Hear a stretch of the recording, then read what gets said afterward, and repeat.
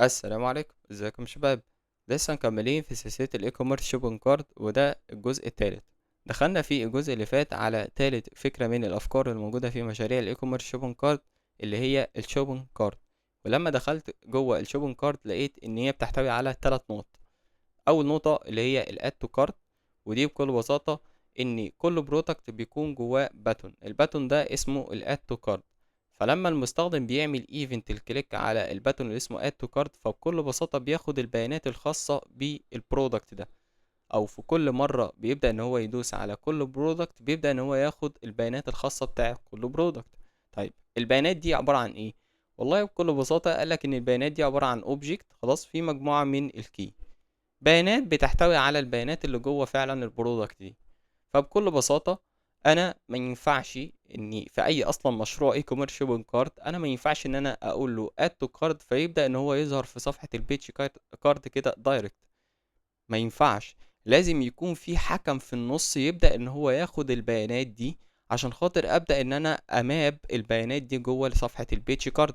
لان انا قلت لك ان في صفحة البراوزر هو في الاساس اصلا البرودكتس دي هي في الاساس هي عبارة عن داتا وانا عملت لها ماب باستخدام الجافا سكريبت.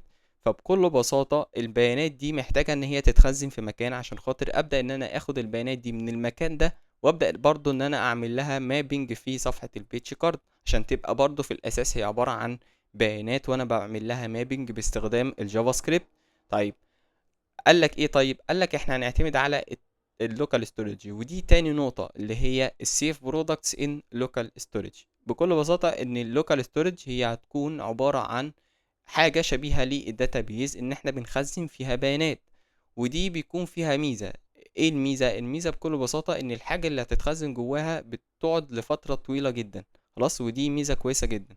طيب وبعد كده انا بعد ما خزنت البيانات بتاعت كل برودكت في اللوكال ستورج، فانا بكل بساطة هاخد البيانات دي هندلها عندي في صفحة البيج كارت. فهي دي البلان اللي بيمشي بيها اي موقع اي كوميرس شوبنج كارت. طيب في الجزء ده بقى عايزين نعمل ايه؟ في الجزء ده احنا هنكمل في الفكرة بتاعة الشوبنج كارت، بس هنمسك 3 نقط مختلفين، اللي هي الكارد مانجمنت والانكريمنت والديكريمنت كوانتيتي والريموف برودكت ان كارت بيج. انا عارف ان انت مش فاهم ايه الكلام ده، بس انا همسك لك نقطة نقطة واشرحها لك بالتفصيل. طيب انا في الفيديو ده هبدأ ان انا اخد نقطة الكارت مانجمنت اشرحها بالتفصيل، لكن الانكريمنت والديكريمنت كوانتيتي والريموف برودكت ان كارت بيج هتكون في الفيديو الجاي. ليه؟ لان انا بكل بساطة باخد نقطة نقطة وبشرحها لك نظري قبل ما اطبق عليها عملي. ببدأ ان انا اشرحها لك نظريا قدام عينك ايه اللي بيحصل ما وراء الكواليس، وبعد كده بطبق لك عملي على الحاجات النظرية اللي احنا خدناها. خلاص كده؟ يعني ايه الكارت مانجمنت؟ الكارت مانجمنت هو عبارة عن سيستم بيخليك ان انت تدير عربة التسوق عشان خاطر تمشي بشكل صحيح. يعني ايه ادير عربة التسوق؟ ادير عربة التسوق يعني ان انت تدير البرودكتس بتاعتك، ان انت تشوف عربة التسوق فيها كام برودكتس، تشوف عربة التسوق عايز تحذف منها كام برودكتس، تشوف عربة التسوق مثلا الكمية بتاع كل برودكتس فيها قد ايه، السب توتال والتوتال اللي موجود في عربة التسوق كام، وهكذا. ان انت بتعمل ادارة لعربة التسوق عشان خاطر تمشي بشكل صحيح، زي اي عربة تسوق موجودة في اي موقع اي كوميرس شوبنج كارت. طيب جميل. انا جوه الكارت مانجمنت هتكلم على حاجة مهمة جدا، مشكلة بتحصل، هي اني عايز امنع التكرار اللي بيحصل على البرودكتس. يعني ايه؟ انا اتكلمت في الفيديو اللي فات عن البلان اللي بيمشي بيه اي موقع اي كوميرس شوبنج كارت في الدنيا. هو بكل بساطة ان انت كيوزر بتيجي تخش على موقع معين بتلاقي فيه مجموعة من البرودكتس، وكل برودكتس بيكون فيه باتون. الباتون ده بيكون مثلا اد تو كارت. لما بتيجي تدوس عليه بتعمل ايفنت بيبدأ ان هو ياخد البيانات بتاعة البرودكت ده، بيبدأ ان هو يحفظها في اللوكال ستورج، وبعد كده بيبدأ ان هو عايز اعرضها في صفحة البيج كارد، فباخد البيانات اللي اتخزنت في اللوكال ستورج دي اعمل لها هاندلنج في صفحة البيج كارد، فهتتعرض عندك بالشكل ده. طيب ايه الجديد؟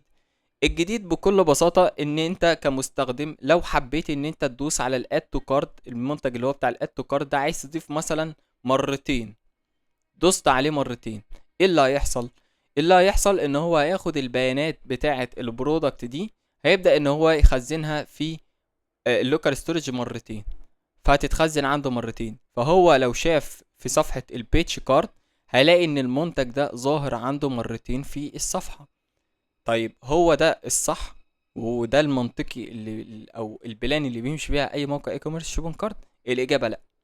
طيب ايه اللي بيحصل؟ اللي بيحصل او ايه اصلا اللي بيخلي المشكلة دي اصلا تحصل؟ بكل بساطة انت كمستخدم لما بتيجي تدوس على الاد تو كارد، او في كل مرة بتيجي تعمل ايفنت على الباتون ده، في كل مرة بيبدأ ان هو يعمل كل الفانكشن المسؤولة عن ان هي بتاخد البيانات بتاعة البرودكت دي، تبدأ ان هي تخزنها في اللوكال ستورج. ففي كل مرة بتعمل ايفنت وكل مرة بيبدأ ان هو يخزن البيانات دي، ففي كل مرة يبدأ ان هو يعرضها فين؟ في صفحة البيتش كارد، وده منطقي. طيب هنحل بقى المشكلة دي ازاي؟ قالك بكل بساطة ان احنا هنعمل فلتريشن على الداتا. يعني اول ما اليوزر يبدأ ان هو يفتح هو الموقع يقول بسم الله، يبدأ ان هو يدوس على الاد تو كارد، هو اول مرة اهو، تمام، يبدأ ان هي تتخزن عادي البيانات بتاعت المنتج ده، تمام. طيب تاني مرة بقى حب ان هو يدوس تاني مرة، هيعمل كونديشن، تمام. هيقول لو البيانات دي متخزنه فعلا، لو نفس البيانات بتاعت البرودكت دي متخزنه فعلا في اللوكال ستورج، لو نفس البيانات متخزنه، هتبدا ان انت تغير لي بس في قيمه الكوانتيتي. في كل مره يزود واحد على الكوانتيتي. يعني في اول مره الكوانتيتي دي كانت بصفر، ده في الاساس اللي هي ايه، لما بتيجي تعمل هاندلنج للداتا في الاساس الكوانتيتي بتاعها بصفر. لو جيت دوست على الاد تو كارد فهتبقى بواحد، هتتخزن بواحد. طيب تاني مرة هتتخزن باتنين، تمام. طب ازاي؟ لان انت في كل مرة بتيجي تعمل فلتريشن، بتعمل كونديشن. بكل بساطة ان انت بتقول لو البيانات دي موجودة تبدأ ان انت تعدل على قيمة الكوانتيتي. طيب هي موجودة اهي، فهيبدأ ان هو تاني مرة يبدأ ان هو يمسك الواحد زائد واحد هيتساوي اتنين، فتبدأ ان انت تعمل فلتريشن على الداتا دي. فبكل بساطة هتظهر البيانات بالشكل ده، ان الاي دي بواحد والتايتل جريد سالاد، وبعد كده الكوانتيتي بقت باتنين. فكده اصبح البيانات بتاعة البرودكت نفس البرودكت بتتعرض مرة واحدة، وبس تغيير مع قيمة الكوانتيتي. فبالتالي لو جيت رحت على صفحة البيتش كارت هتلاقي ان المنتج ده معروض مرة واحدة بس، مع اختلاف الكوانتيتي. قيمة الكوانتيتي اصبحت باتنين، يعني كده اكنك ضفت المنتج ده مرتين. خلاص كده؟ طيب فهي دي البلان اللي هيمشي بيها اي موقع اي كوميرس شوبنج كارت. انت بكل بساطة هتيجي تدوس على الباتون اللي اسمه اد تو كارت ده مرتين. احنا مش هنبدأ ان احنا نكرر البيانات بتاعت المنتج دي كذا مرة، لا، بكل بساطة احنا هنعمل فلتريشن باستخدام حاجة اسمها الماب، خلاص، وباستخدام حاجة اسمها الفايند. هيبدأ ان هو يشوف هل المنتج ده موجود في اللوكال ستورج ولا لا. تمام، حلو قوي. علشان خاطر تصدق كلامي جبت لك موقع نون، وده موقع اي كوميرس شوبنج كارد بينفذ نفس الفكره اللي انا لسه شارحها لك دلوقتي. انا هنا عندي مجموعه من البرودكتس، حبيت ان انا اضيف منتج معين منهم في الشوبنج كارد. هدوس على الاد تو كارد، كده انا دوست اول مره، حبيت ان انا ادوس تاني، فكده انا دوست مرتين على نفس البرودكت ده. لو جيت شفت في الشوبنج كارد هلاقي ان البرودكت ده اتعرض عندي في صفحة البيتش كارد مرة واحدة بس، بالرغم من ان انا دايس على الاد تو كارد مرتين. طيب ايه اللي بيحصل؟ بكل بساطة انا قلت لك ان المستخدم لما بيجي يفتح اول مرة مشروع اي كوميرس شوبنج كارد بيلاقي مجموعة من البرودكتس، صح؟ فالبرودكتس دي فيها زرار الاد تو كارد، يبدأ ان هو يدوس عليه، خلاص، بيبدأ ان هو ياخد البيانات بتاعة البرودكت دي، يبدأ ان هو يخزنها في حاجة. الحاجة دي يا اما لوكال ستورج يا اما الداتابيز. هنا الموقع ده مبني بالفول ستاك، فمعتمدين على الداتابيز. طيب بعد كده البيانات دي بتتخزن في الداتابيز بعد ما بتخزن في الداتابيز، لو حب المستخدم ان هو يدوس مره كمان على نفس البرودكت، بيبدا ان هو يعمل كونديشن باستخدام الفايند. والله لو البيانات بتاعت البرودكت ده اللي انت دوست عليه هي نفس البيانات اللي متخزنه في الداتابيز، فبيبدا يعمل ايه؟ بيعمل فلتريشن على البيانات دي. بيبدا ان هو يجيب البيانات مره واحده بس مع تغيير قيمه الكوانتيتي. يعني انت دوست في الاول القيمه، دوست في الاول المنتج فاصبحت الكوانتيتي بواحد، دوست مره كمان فاصبحت الكوانتيتي باتنين، لان هو في كل مره بيزود على قيمه الكوانتيتي واحد. فبالتالي لو رحت في البيتش كارت هتلاقي ان المنتج بتاعك معروض مرة واحدة بس مع تغيير قيمة الكوانتيتي. فهي دي البلان اللي احنا هنمشي عليها عشان خاطر نبدأ ان احنا نضيف البرودكت مرة واحدة بس في صفحة البيتش كارت مع تغيير الكوانتيتي. تعالى نتكلم على تو ميثودز في الاري، واللي انا هستخدمها في ان انا امنع التكرار بتاع البيانات الخاصة بكل برودكت عندي لما اجي اخزنها في اللوكال ستورج. اول ميثود معانا هي الماب. الماب بكل بساطة هي عبارة عن ميثود موجودة في الاري، كل مهمتها ان هي بتعمل تغيير على العناصر بتاعة الاري، وبترجع لك array جديدة فيها التغيير اللي حصل على كل عنصر في الاري دي. مش فاهم قوي. لك ان تتخيل ان انت عندك array، الاري دي فيها مجموعة من العناصر. خلاص، انت عايز مثلا تمسك عنصر عنصر وتزود عليه واحد، فبكل بساطة هتستخدم الماب في ان انت تغير في العناصر بتاعة الاري. انت كده بتعمل تغيير على عناصر الاري، انت عايز كل عنصر يبدأ ان هو يتزود عليه واحد، فانت هتستخدم الماب في الموضوع ده. طب السينتاكس بتاع الماب بيكون ماشي ازاي؟ انت بكل بساطة هتكتب الميثود اللي اسمها ماب، وبتقبل منك كول باك فانكشن، وجوه الكول باك فانكشن بتقبل منك ايه؟ بتقبل منك بروبرتي. البروبرتي دي بتكون عايدة على كل عنصر في الاري بتاعتك. خلاص، بيمسك عنصر عنصر وبيبدأ ان هو ينفذ عليه الفانكشن ده، يطبق عليها الفانكشن دي، وبكل بساطة بعد ما بيخلص بيرجع لك array جديدة فيها التغيير ده. خلاص، فيها التغيير اللي اتطبقت عليه الفانكشن دي. يعني انت بكل بساطة عندك array فيها مجموعة من الارقام، كل رقم انت عايز تزود عليها واحد، فبكل بساطة انت هتمسك مثلا عنصر الواحد. خلاص، العنصر الواحد ده هيبدأ ان هو يخش في الفانكشن دي، تمام، ويبدأ ان هو يعمل التغيير ان هو يزود عليها واحد، فاصبح اول عنصر في الاري بدل ما هو واحد بقى اتنين، وهكذا. خلاص، فهيرجع لك اري جديدة فيها التغيير اللي حصل على كل عنصر في الاري. تمام. طب تعالى ناخد مثال عملي. هنا مثلا انا عندي متغير let object خلاص بيساوي array. انا بكل بساطة عايز امسك عنصر عنصر جوه الاري وعايز اعمل عليه تغيير، عايز ازود عليها واحد. فبكل بساطة قالك ان هتستخدم الماب. ليه؟ لان بكل بساطة الماب بتعمل تغيير على العناصر اللي موجودة جوه الاري. حلو. هنا بكل بساطة هتستخدم الماب وبتقبل منك كول باك فانكشن. ادي الكول باك فانكشن بتقبل منك ايه؟ بتقبل منك يا باشا بروبرتي. البروبرتي دي بتكون عايدة على كل عنصر في الاري، بتمسك عنصر عنصر وتدخلها جوه الفانكشن دي، والفانكشن دي اللي بتطبق على كل عنصر في الاري بتاعتي. وكانما مثلا عنصر الواحد، انا مثلا مسكت عنصر الواحد، ادي عنصر الواحد بيمسك ادي اول عنصر بيبدا ان هو يدخله جوه الفانكشن دي. الفانكشن دي بتعمل ايه بكل بساطه؟ ان هي بتمسك اول عنصر مثلا، بتبدا ان هي تزود عليها واحد، ادي واحد زائد واحد بتساوي اتنين. مسكت مثلا تاني عنصر اللي هو الاتنين، اتنين زائد واحد بتساوي تلاتة، وهكذا.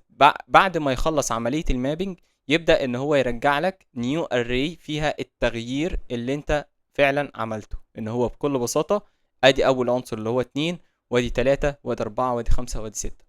ان هو مسك عنصر عنصر وبدأ ان هو يزود عليه واحد. خلاص كده. طيب، فبكل بساطة ان الماب هي عبارة عن ميثود موجودة في الاري، بتستخدم عشان خاطر تعدي على كل عنصر في الاري وتطبق عليه الفانكشن بتاعتي اللي هي اللي موجودة جوه الكول باك فانكشن، وترجع لك اري جديدة فيها فعلا التغيير اللي حصل على ايه؟ على الاري دي، بعد طبعا ما اتطبقت على ايه؟ على الفانكشن اللي هي مكتوبه جوه الكول باك فانكشن.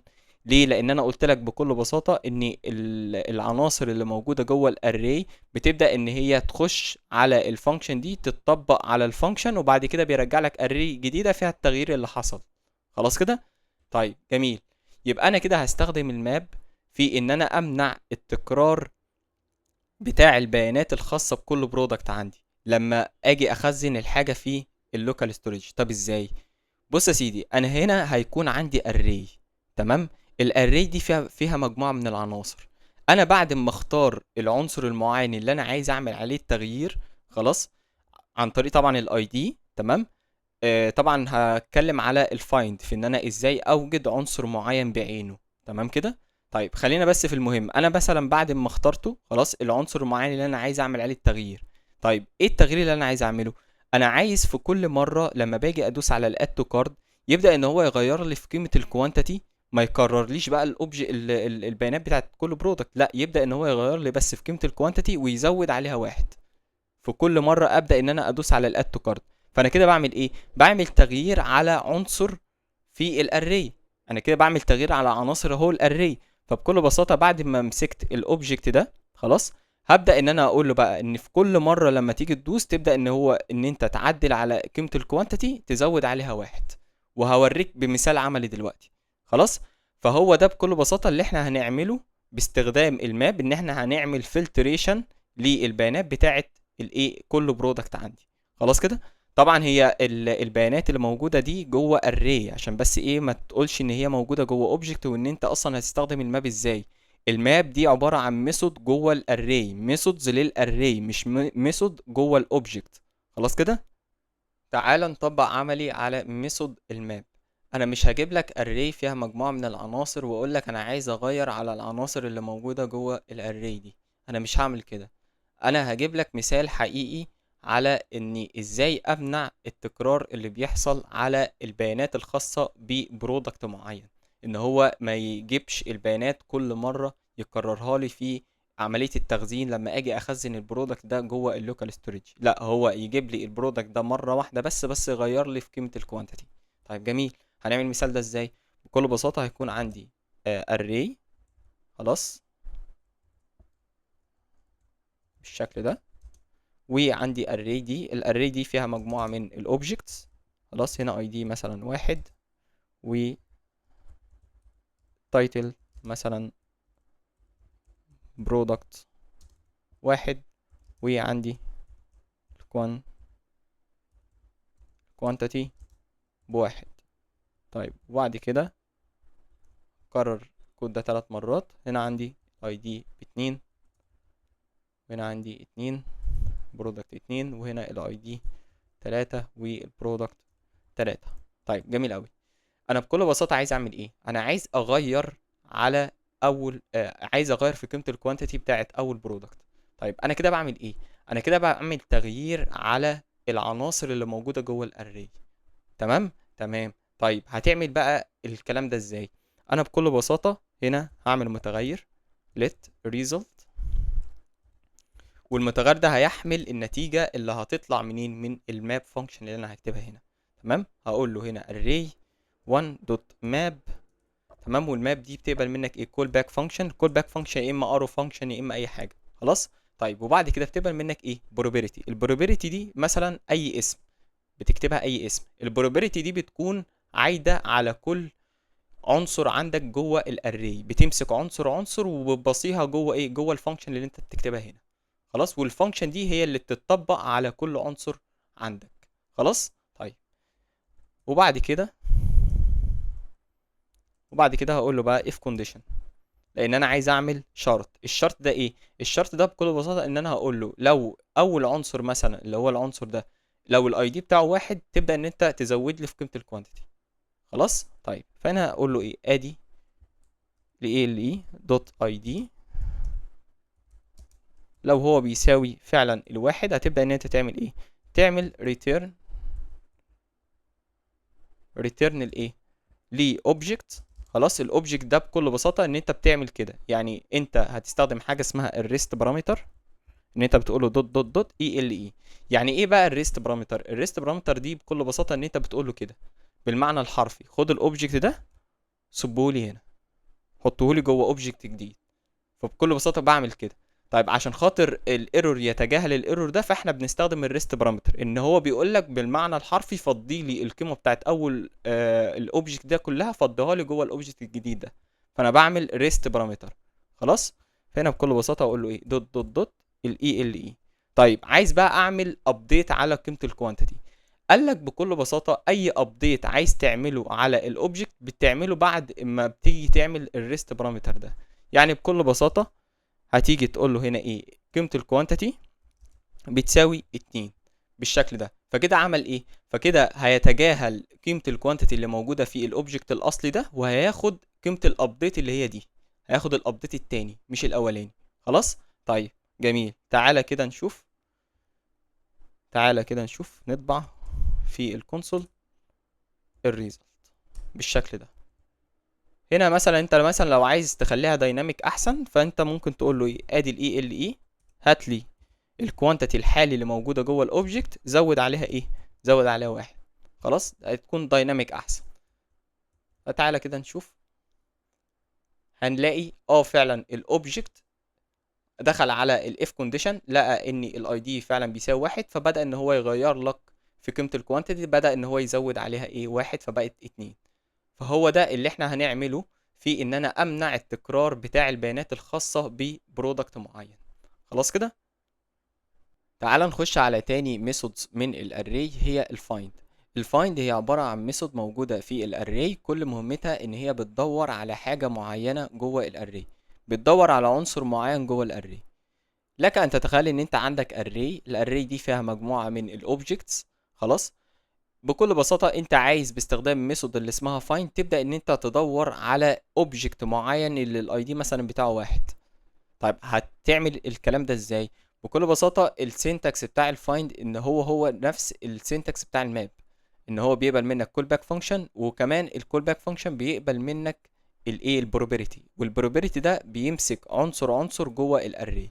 خلاص. وبيبدا ان هو يبصيه لحاجه هنا انت بتكتبها، الحاجه دي اسمها الكونديشن، عامله زي الاف كونديشن بالظبط، ان انت بتعمل شرط. ايه هو الشرط؟ الشرط بكل بساطه ان انت مثلا الاي ال اي ده مثلا بيمسك اول اوبجكت. خلاص. بتبدا ان انت تقول له والله لو الاوبجكت ده تمام، الاي دي بتاعه واحد بيساوي فعلا الواحد، لو هو فعلا بيساوي واحد، فبيبدا ان هو يعمل ايه، يخش بقى في مرحله الترو اللي هو يرجع لك العنصر ده. طب لو لا، لو هو مش بيساوي الواحد، هيرجع لك undefined. يبقى تاني، الفايند مهمتها ان هي بتدور على عنصر معين في الاري وبترجع لك العنصر ده. يعني الفايند ما بترجع لكش نيو اري زي الماب، لا، الفايند بترجع لك عنصر واحد بس، ان هي بتدور على عنصر معين عن طريق كونديشن معين انت بتبصيه جوه الفانكشن دي. خلاص. ومن خلال الكونديشن ده لو هو ترو بيرجع لك العنصر ده، لو لا بيرجع لك undefined. تعالى مثلا نشوف المثال ده. بكل بساطة انت عندك array فيها two object، انت باستخدام الميثود اللي اسمها find عايز تدور على الاوبجكت اللي الاي دي مثلا بتاعه واحد، اوبجكت اللي الاي دي مثلا بتاعه اتنين، وهكذا. هتعمل الكلام ده ازاي؟ والله انت بتقول له let find element، متغير عادي، المتغير ده هيحمل قيمة القيمة اللي راجعة من الفايند دي. فبكل بساطة ادي الفايند، وبتقبل منك الكول باك فانكشن، الكول باك فانكشن دي بتاخد probability، البروبابيلتي دي بتكون عايدة على كل عنصر في الاري بتاعتك. خلاص. وبتبدأ ان العنصر ده بيتباصى فين، في الكونديشن ده. طيب الكونديشن ده احنا مش متعودين عليه، الكونديشن ده جديد. ما هو ده الكونديشن ظهر في الاكما سكريبت 6، اسمه الكونديشنال تيرنري اوبريتور. هو نفس الاف والالس بالظبط، بس مع اختلاف بس ان هو سينتاكس اسرع واخف يعني واحسن بكتير. تمام. طيب من حيث طبعا البرفورمانس، تمام كده. طيب فهنا بكل بساطة انت عايز تدور على الاوبجكت اللي الاي دي بتاعه واحد. فبكل بساطة طبعا بعد ما بياخد كل العناصر اللي في الاري، طبعا بيبصيها جوه الكونديشن، بيشوف اني عنصر من عناصر الاري اللي الاي دي بتاعه بيساوي واحد. فقال لك ده في عنصر اهو اي دي بتاعه واحد. فبكل بساطة بيخش على مرحلة الترو، ان هو فعلا بيتحقق الشرط اللي هو بيرجع لك العنصر ده. طيب لو لأ بيرجع لك undefined. فبكل بساطة اللي بيرجع من الفايند هو عنصر بس، العنصر واحد، اللي هو العنصر اللي اتحقق من الشرط ده. ما بيرجعلكش اري جديدة فيها مجموعة من العناصر، لا، هو بيرجع لك عنصر واحد بس حقق الشرط. ليه؟ لان ده ميثود اسمها فايند، انت بتدور على حاجة معينة بس جوه الاري، انت عايز تجيب الحاجة دي بس، مش عايز تجيب الاري كلها تاني. خلاص كده. انا عندي 3 اشكال من الكونديشن، ومعاهم الرابعة اللي هي الاف والالس كونديشن. اول كونديشن معانا هو الكونديشنال تيرنري اوبريتور، اللي هو بكل بساطه بياخد منك الكونديشن وبعد كده حاله الترو وحاله الفولس. طيب تاني كونديشن معانا هو كونديشن مختصر من الكونديشنال تيرنري اوبريتور، ان انت مثلا واحد مش عايز تكتب حاله الترو وحاله الفولس، خلاص اكتب الكونديشن بس. هو هيفهم الموضوع ده دايركت، تمام، لان الجافا سكريبت ذكيه شويه. فهو هيفهم الكونديشن اللي انت كاتبه ده، هيرجع لك الحاله عن طريق الايه الميثود اللي انت مستخدمها. تمام. طيب وبعد كده عندي اخر حاجه اللي هي اند كونديشن، اللي هي علامه الاند. طب ايه الكونديشن ده؟ بكل بساطه ده الكونديشن اللي هو الترو. خلاص، هنا المفروض لو هو بيساوي واحد ده كده الكونديشن. تمام. وده لو انت مثلا عايز تكتب حاله الترو بس مش عايز تكتب الفولس، فبتستخدم الاند كونديشن. خلاص كده. طيب كده انا فهمت الميثود اللي اسمها find انا بستخدمها ليه. يبقى انا بستخدمها عشان خاطر ادور على حاجه معينه جوه الاري بتاعتي. فهنا لو جيت في المثال اللي هو بتاع ان انا ازاي امنع التغيرات او امنع التكرار اللي بيحصل في البيانات الخاصه ببرودكت معين، فبكل بساطه انا لما ادوس على اول مره من الاد تو كارد يبدا ان هو يضيف ايه، يضيف البيانات الخاصه بالبرودكت ده.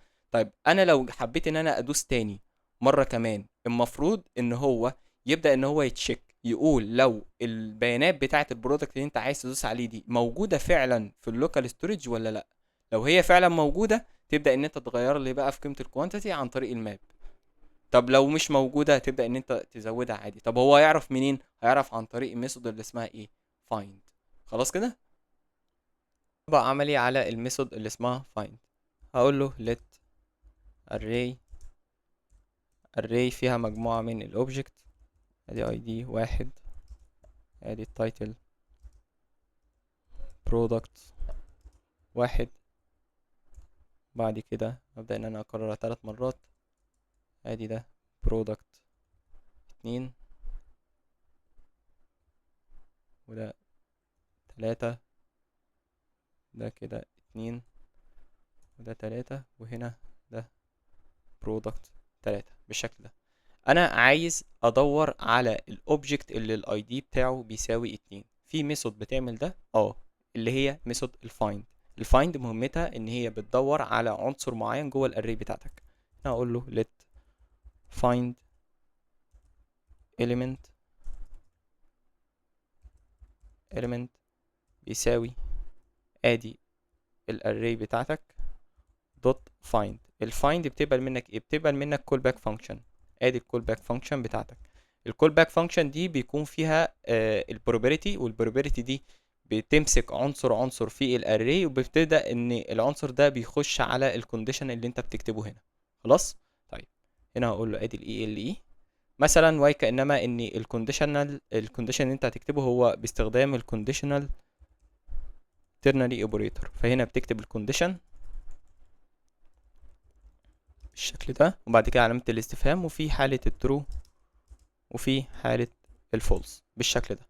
ده كده الكونديشنال ترنري اوبريتور. طب الكونديشن بكل بساطة هقول له ان انت هتجيب العناصر اللي الاي دي بتاعها بيساوي 2. فهنا هتقول له ايه؟ هات لي العنصر اللي الاي دي بتاعه بيساوي ايه؟ بيساوي 2 بالشكل ده. وفي حالة الترو هترجع لي العنصر لو انت لقيته، في حالة الفولس لو انت ما لقيتش العنصر ده هترجع لي undefined بالشكل ده. هنا هقول له ايه؟ log ادي الفايند element بالشكل ده. تعالى كده نشوف في البراوزر. فعلا رجع لي الاوبجكت اللي الاي دي بتاعه 2. طيب تعالى نعملها بالكونديشنال. الكونديشن اللي هو المختصر من الكونديشنال ترنري اوبريتور، اللي هو ان انا اشيل حالة الترو وحالة الفولس. لو عملت كده هلاقي ان هو فعلا برضه رجع لي الاي دي الاوبجكت اللي الاي دي بتاعه 2. طب تعالى على الاند برودكت، قصدي الاند كونديشن اللي هو ده علامة الاند، وبعد كده بقول له حالة ترو بالشكل ده. انا لو انت مش محتاج ان انت تكتب حالة الفولس، فاستخدم الاند كونديشن احسن يعني واسرع. تمام. فهنا رجع لي برضو الاوبجكت اللي الاي دي بتاعه 2. تعال نطبق عملي على نقطة الكارت مانجمنت ونحل مشكلة تكرار البيانات الخاصة بكل برودكت عندي. أنا هكريت فايل، الفايل ده اسمه كارت مانجمنت دوت جي اس، والفايل ده هيكون جواه فانكشن على نفس اسم الفايل اللي هي كارت مانجمنت. تمام. قلت لك حكيت وقلت ان البلان اللي بيمشي بيها اي موقع اي كوميرس شوبينج كارت ان اليوزر لما بيجي يخش على موقع معين بيلاقي فيه مجموعة من البرودكتس، كل برودكت بيكون جواه باتون، الباتون ده اسمه اد تو كارت. لما اليوزر يبدأ ان هو يدوس عليه بتبدأ ان هو ياخد البيانات دي، او البيانات دي بتبدأ ان هي تتخزن في اللوكال ستورج. طبعا البيانات دي بتاعت كل برودكت. خلاص، بعد ما بتتخزن في اللوكال ستورج بتبدأ الحاجة اللي اتخزنت في اللوكال ستورج دي بتتعرض في صفحة البيج كارت. طيب فين بقى المشكلة؟ المشكلة ان لو اليوزر جه داس تاني على نفس البرودكت ده، تمام، ايه اللي هيحصل؟ اللي هيحصل ان هو برضو هياخد البيانات دي يبدأ ان هو يخزنها في اللوكال ستورج وبعد كده يظهرها في صفحة البيج كارت. فانت كيوزر لو رحت شفت صفحة البيج كارت هتلاقي ان البرودكت ده متكرر معاك مرتين، وده مش صح. ايه الصح؟ الصح بكل بساطة ان هو بيكون نفس البرودكت ده، هو برودكت ظاهر معاك واحد بس في صفحة البيج كارت، وعندك في حاجة اسمها الكوانتيتي اللي هي الكمية، بتبدأ ان هي تتغير في كل مرة تبدأ ان انت تدوس على الباتون اللي اسمه اد تو كارت. في كل مرة تبدأ ان انت تدوس على الاد تو كارت يبدأ ان هو يغير لك بس في قيمة الكوانتيتي، وهو ده اللي احنا عايزين نعمله. انا بكل بساطة، انت كيوزر جيت دوست اول مرة خلاص البيانات اتخزنت. طيب انا حكيت وقلت لك ان احنا هنعمل بقى الكلام ده ازاي، ان انا ازاي ازود في قيمة الكوانتيتي وامنع تكرار البيانات ازاي. بكل بساطة ان انا هشوف هل فعلا لو حب ان او لو انا دوست على البرودكت ده تاني مرة وتشيك او عمل شرط ان لو البيانات دي موجودة، تمام، هيتحقق بقى في اللوكال ستورج. لو البيانات دي موجودة خلاص في اللوكال ستورج هيبدأ ان هو يعمل ايه؟ هيبدأ ان هو ياخد البيانات دي يعمل لها ايه؟ يعمل لها فلتريشن، وان هو في كل مرة يزود في قيمة الكوانتيتي بدل ما هو ما يعيد نفس البيانات دي كل مرة وتتخزن في اللوكال ستورج وتتعرض عندك في صفحة البيج كارت اكتر من مرة.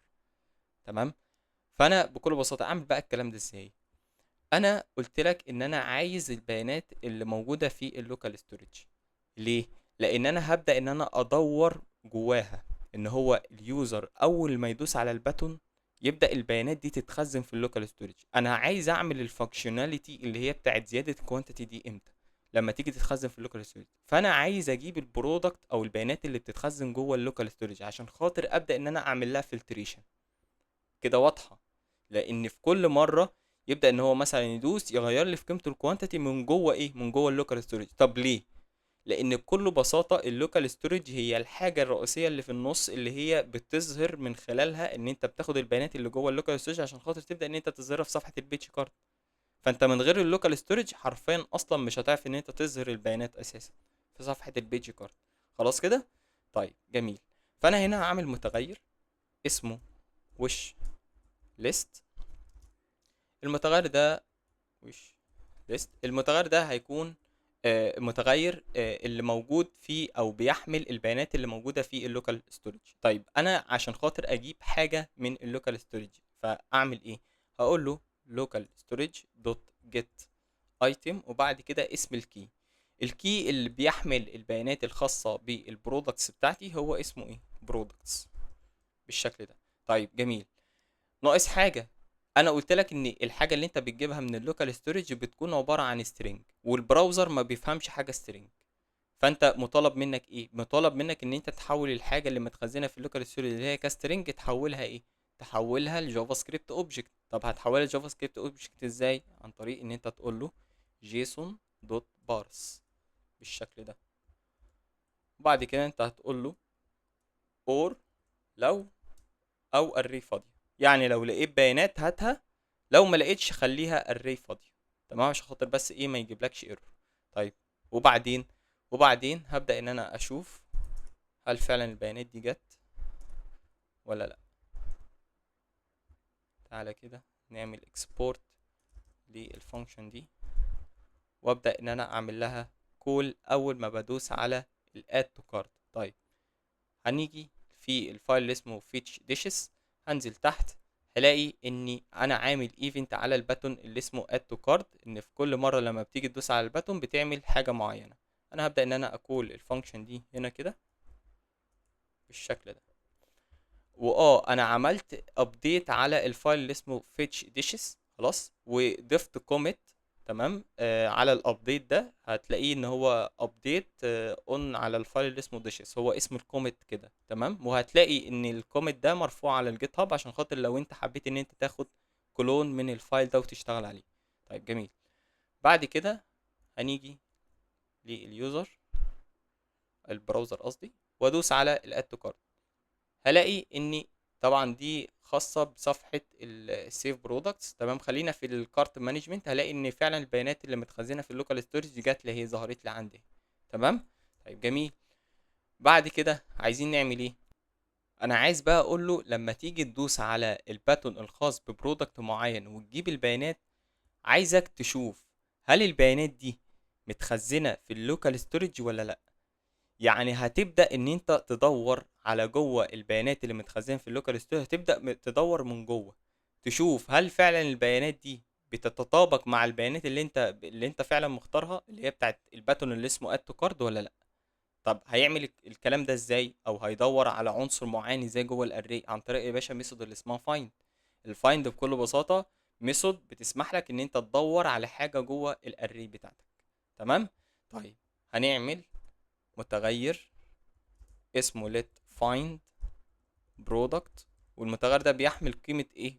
القيمة اللي خارجة منين؟ من الفايند. فانا هقول له ايه ده؟ which list dot find، وبعد كده call back function. ادي الاي ال دي اي ده probability. البروبابيلتي ده بيمسك عنصر عنصر وبيبدأ ان هو يطبق عليه الفانكشن دي. تمام. او الكونديشن اللي انا بكتبه ده، الكونديشن ده لو ترو يبدأ ان هو يرجع لي العنصر، لو لا بيرجع لي undefined. طيب جميل.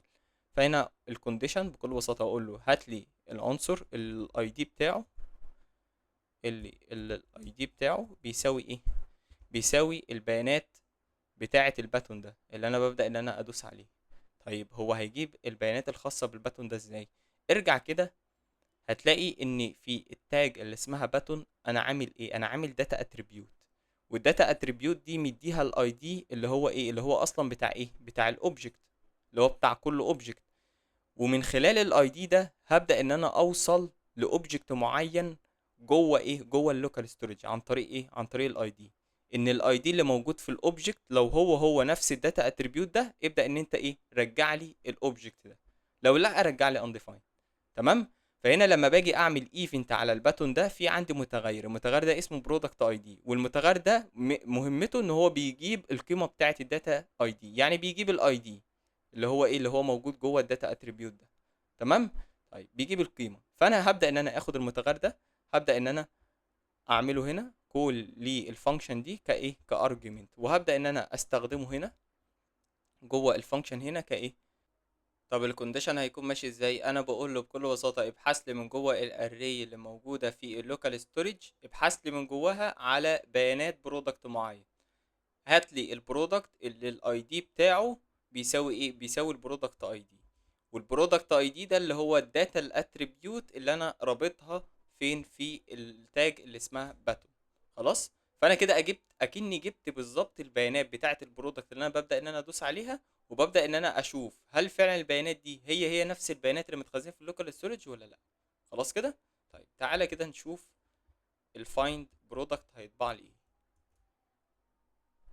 انا كده لو دوست على الاد تو كارت، فعلا جاب لي البيانات اللي هي اتخزنت، اللي متخزنه فعلا في اللوكال ستورج. لو جيت دوست تاني وشفت في الابليكيشن في اللوكال ستورج، هتلاقي ايه؟ هتلاقي ان البيانات متكرره معاك مرتين، وده اللي احنا مش عايزينه. طب ايه بقى الخطوه اللي بعد كده؟ الخطوه اللي بعد كده بكل بساطه ان انا عايز يكون عندي هعمل طبعا فلتريشن على البيانات دي.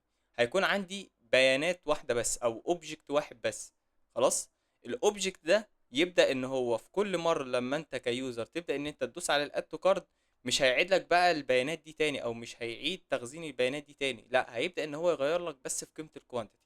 يعني في كل مره تبدا ان انت تدوس يبدا ان هو يغير لك في قيمه الكوانتيتي، هيكون اوبجكت واحد بس، ويبدا ان قيمه الكوانتيتي في كل مره تزيد. يعني دلوقتي صفر، لو جيت دوست تاني هتكون بواحد. قصدي اول مره بتكون بواحد، لو جيت دوست تاني هتكون مثلا باتنين، تالت مره بتلاته، وهكذا. تمام كده. طيب تعالى كده ننفذ الكلام ده. فانا كده بعد ما جبت البيانات الخاصه بالبرودكت المعين ولقيتها فعلا متخزنه في اللوكال ستورج، فهنا هقول له ايه، اف كونديشن، هقول له لو فعلا البيانات دي موجوده، لو لقيتها تمام، تبدا ان انت تعمل ايه، فلتريشن على البيانات الخاصه بكل برودكت عندي. طب جميل قوي. طيب انا محتاج اعمل ايه عشان خاطر امنع تكرار البيانات الخاصه بكل برودكت عندي؟ انا محتاج البيانات اللي متخزنه في اللوكال ستورج. من خلال البيانات اللي متخزنه في اللوكال ستورج هقدر ان انا اوصل للبيانات اللي متكرره عندي، فبالتالي هعمل عليها فلتريشن، ان انا همنع التكرار ده، فيبدأ ان هو يجيب لي اوبجكت واحد بس، وفي كل مرة ابدأ ان انا ادوس على الباتن اللي اسمه اد تو كارد يبدأ ان هو يزود لي في قيمة الكوانتيتي، ما يعملش تخزين تاني للبيانات دي مرة كمان، ان هو يعيد تخزين البيانات في اللوكال ستورج، لا، هو يخزنها لي مرة واحدة بس، وفي كل مرة يغير لي بس في قيمة الكوانتيتي. طب جميل. انا هنا لو جيت شفت في الفاريبل اللي اسمه وش ليست هلاقيه ان هو بيحمل الايه، البيانات اللي متخزنة فين في اللوكال ستورج. فانا محتاج الفاريبل ده هعمل عليه ابديت، البيانات دي عايزه ان انا اعمل عليها ايه، ابديت. فبكل بساطه انت عايز تعمل ابديت على اي متغير بتكتب الفاريبل نيم من غير ايه، من غير الكيورد، فانت كده ايه، بتعمل ابديت على المتغير. طيب فانا هنا هقول له ايه، هقول له ادي الويش ليست دوت ماب. حضرتك هتعمل ايه، هتعمل مابنج. انا عايز اغير في العناصر، تمام، وعايز يرجع لي، عايز عن طريق الماب دي يرجع لي اري جديده فيها التغيير اللي حصل على العناصر دي، من خلال اللي هي كل عنصر بيتطبق على الفانكشن اللي انا بكتبها هنا جوه ايه، جوه الكول باك. خلاص. طيب انا عندي ادي الكول باك، والكول باك بتقبل منك بروبرتي، والبروبرتي دي بتمسك عنصر عنصر في الاري وبتطبق عليه الفانكشن اللي انا هكتبها دي. طيب جميل. ايه الفانكشن بقى اللي انت هتكتبها؟ هي كونديشن.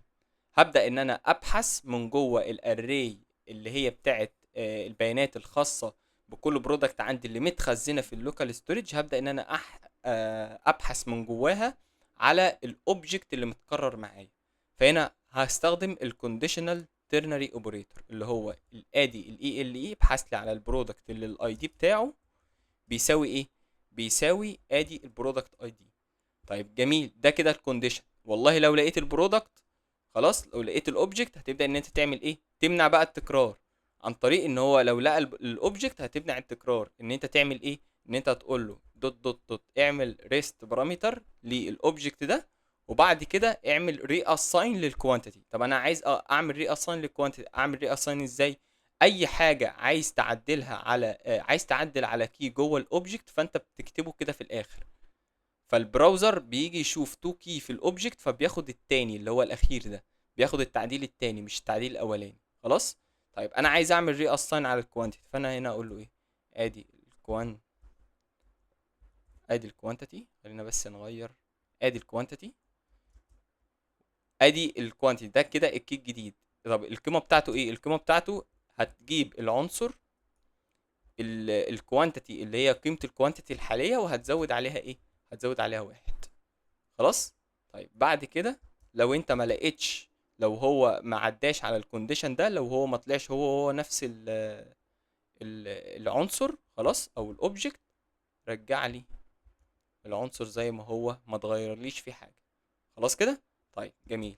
طيب في حاله الالس، والله في حاله الالس هتبدا ان انت تعمل ايه بقى، تقول له انا هنا لو جيت في الفيتش ديشز هلاقي ان انا عامل فايند للبرودكت ده، فانا هاخده كده هبصيه للفانكشن دي، ادي الكارت مانج كبروبرتي بالشكل ده،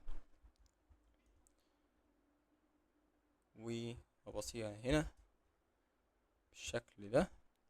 ليه؟ لان انا بكل بساطة هبدأ ان انا اقول له ادي الوش ليست دوت بوش، لو ما لقيتش العنصر ده متكرر معاك هتعمل بوش على ايه، ان انت هتضيف لي الحاجة اللي موجودة جوه هنا، هتضيفها لي جوه الاري بتاعة الوش ليست، انت كده بتعمل اضافة. تمام. طيب هتعمل بوش لايه، للبرودكت. خلاص. وبعد كده هتعمل ري اساين للكوانتيتي، هيكون ايه، هيكون بواحد. ده لو العنصر بتاعك مش موجود اصلا فين في اللوكال ستورج. طب جميل. بعد كده هعمل بقى ان انا اعمل ابديت على اللوكال ستورج، ان انا اقول له لوكال ستورج دوت سيت ايتم، وبعد كده الكي اللي هو برودكتس بالشكل ده، وبعد كده هقول له جيسون دوت stringify، اي حاجه بتخزنها في اللوكال ستورج بتتحول ل string.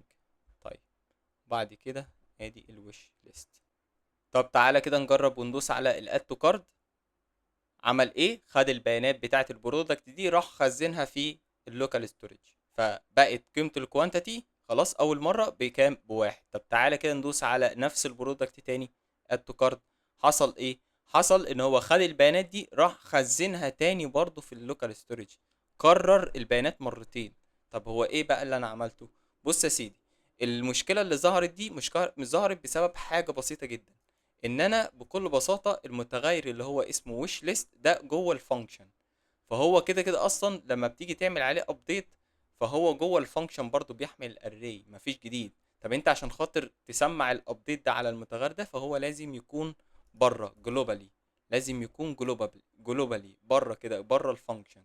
خلاص. طيب جميل، تعالى كده نشوف، نعمل كلير لللوكال ستوري، نعمل ريفرش، ندوس تاني على الاد تو كارد. بدأ ان هو فعلا يخزن البيانات الخاصة بالبرودكت دي في اللوكال ستوري. تعالى كده ندوس تاني، ادي اد تو كارد. حصل ايه؟ حصل ان هو ما ضافليش تاني للبرودكت في اللوكال ستورج. ليه؟ لان هو راح شاف ان البرودكت ده موجود في اللوكال ستورج، فراح عمل ايه؟ عمل فلتريشن على البيانات الخاصة بالبرودكت ده، ان هو خلى قيمة الكوانتيتي بتساوي 2. طب تعالى كده ندوس تالت مرة، اصبح قيمه الكوانتيتي بيساوي 3. طب تعالى كده ندوس على اوبجكت مختلف او برودكت مختلف، ندوس على الاد تو كارد. حصل ايه؟ حصل ان هو ضافهولي عادي. ليه؟ لان هو بكل بساطه ما لقاش اصلا ان البيانات الخاصه بالبرودكت دي موجوده في اللوكال ستورج، فراح عمل بوش جوه الايه الالس، في مرحله الالس، لان انا قايل له تجيب لي الاري اللي موجوده في اللوكال ستورج، هتبوش جواها الايه البرودكت، البيانات الخاصه بالبرودكت ده، وتزود على قيمه الكوانتيتي تخليها بواحد، تخلي قيمه الكوانتيتي بواحد. دي اول مره. خلاص. طب تعالى نشوف على الكارت بيج، صفحه الكارت بيج، هتلاقي ان البرودكت متكرر معاك اول مره. تمام. وادي البرودكت التاني. تمام كده. بس كده، والسلام عليكم.